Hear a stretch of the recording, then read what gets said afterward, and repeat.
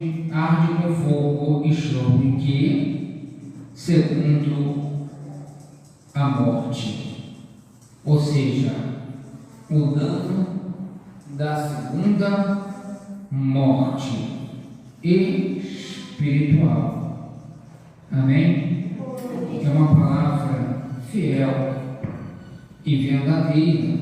Todos nós desejamos um dia nós estar ao lado do Senhor, regozijando, celebrando toda a nossas vidas, porque a palavra diz que as dores, os sofrimentos, a morte não terá mais domínio sobre aqueles que estão em Cristo Jesus. Amém? Que Deus abençoe.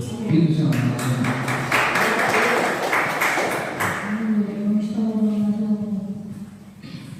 Quero cantar